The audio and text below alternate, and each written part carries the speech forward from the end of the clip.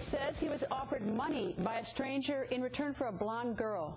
Joran continues his story about the night Natalie Holloway was last seen alive. Where did you make the hard plans with this guy to pick up Natalie? At what point? Like not ever hard plans. It's just I told him that, okay, I have a girl with me, and he's like, okay, come to the Marriott Hotel.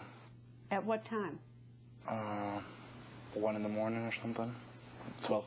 I mean, it was just so. But I mean, it just doesn't sound right to me that that's sort of loose plans. I mean, why is a guy going to go sit outside the Marriott at 1 o'clock in the morning? I don't know either. Yeah, no, but it wasn't even him there. He wasn't even there when I came there. All right. Well, so okay. So you go. So Deepak and Satish pick you up. Now they're not in on this at all, right?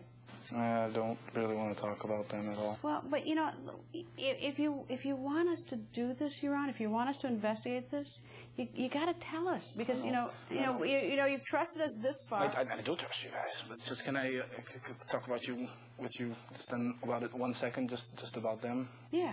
But not on camera first. No, just tell. You know what? Because you know what, we've gone so far down the road. Is that we might? This is your chance to tell us if you're telling the truth this time, because you and I have spoken before. Mm-hmm. If you're telling the truth this time, let's get it all out there, and we will pound the pavement to chase this down. And but we can't have wild goose chase, because the minute we hit another wild goose chase, it's over. Yeah. It's over. And you look like you know what you look like? You look like a liar, because we've had one conversation with you. You've got that thing with Patrick. I don't know what that is. You've got Patrick. Then you've got this. I mean, you really have to make a decision that that you trust us, that you want us to investigate this fully and lay it all out.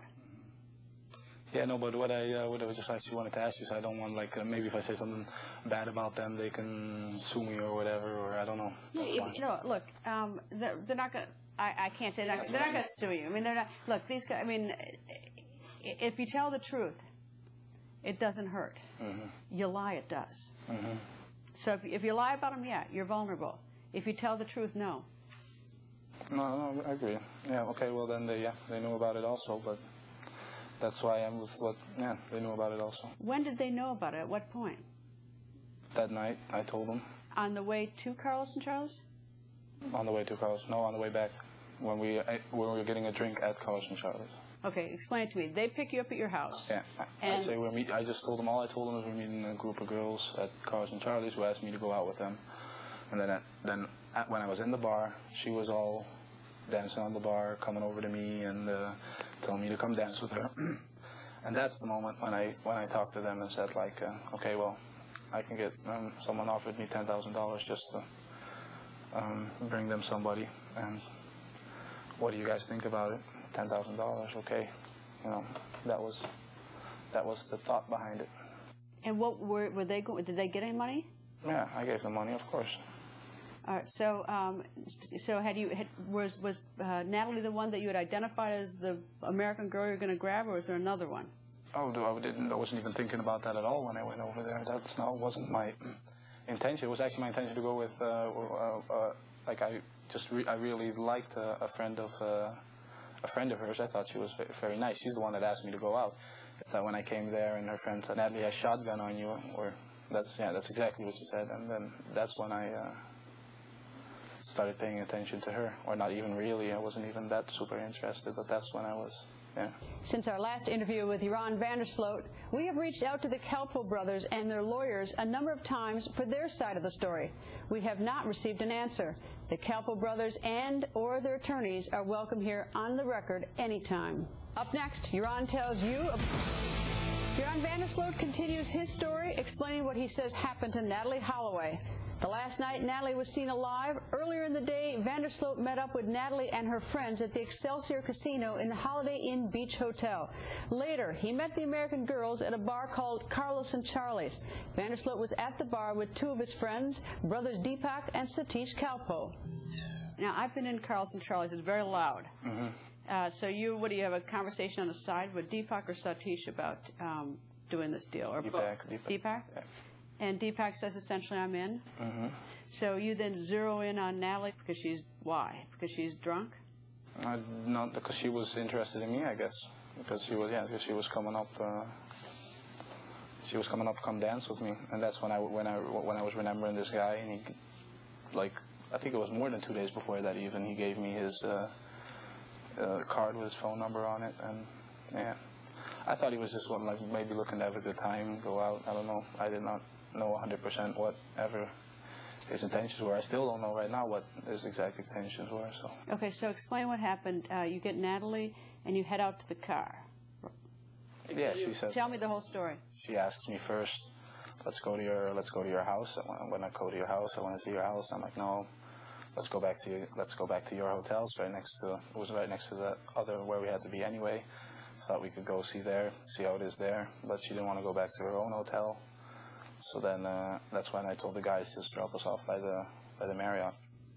And you hadn't, like, hardwired this appointment with this guy to meet the Marriott? You just assumed that he would be there? No. I called him on the way back. That's what. At what point did you call him? I'm confused. When did you lock in the pickup? At like 1 o'clock. You called him then? Yeah, or a little before. And said what? And said that, yeah, no, I'm in the car now, and I'm with the girl, and I'm with 2 friends, and what are you doing? And he's like, yeah, I'm awake. And then he's like, okay, can you be there and there in an hour? And I'm going to have someone there. And I'm like, okay. To give you your money, is what he said. And I'm like, okay. So you made a call to this guy while Natalie's in the car with you? Mm-hmm. Did Natalie say anything? Mm-mm. What'd you do? Just sit there as you made the phone call? Yeah. Did you speak in code, or I mean, like? No, I just spoke Dutch to him. Oh, and so she couldn't understand Dutch. All right. And Deepak and Satish, do they understand Dutch? Yeah. They can understand. They're not fluent in Dutch, but they understand Dutch. So, so the deal was to meet at what time? I mean, did you actually have a firm time at that point? We, he said an hour. Be there in an hour. So, what did you do for the hour? We just drove around. It wasn't like, we just drove around. We went up to the lighthouse. We made a circle there. Went back. We just drove around a little bit. And so then you drove to the Marriott, at least a little bit north of the Marriott, or that parking lot area? The parking lot area. And tell me what happened. Then I got out, stepped out of the car. She was with me. Went to the beach with her, and we were just making out. We never did anything else. And then at first I didn't see anyone there. I didn't know anything, and I was like, okay, whatever, it's not going to happen. Then I saw a guy, and he came, and he just handed me a bag, and grabbed the girl by the arm, and he went to the boat that he had in the water. What did Natalie say? And she said nothing till she was on the boat, and then she was like, hey, what's going on? You're not coming with me, or I don't know. She wasn't panicking or anything. And then when I was on the boat, and the boat went away, I still heard like what's going on. I think she was pretty drunk. That's what the main thing was. But she didn't struggle with this guy to go to the boat? Mm-mm. Didn't you think that was odd? No, because I said we were going to go on a boat. You told her that? Mm-hmm. That was my story, to go to the beach there, that we were going to go on a boat. What did the guy give you? He gave me a bag of money. $10,000? It wasn't even 10,000. It was less. That's why I was saying. How much short? A couple hundred short. Probably took it for himself. I don't know.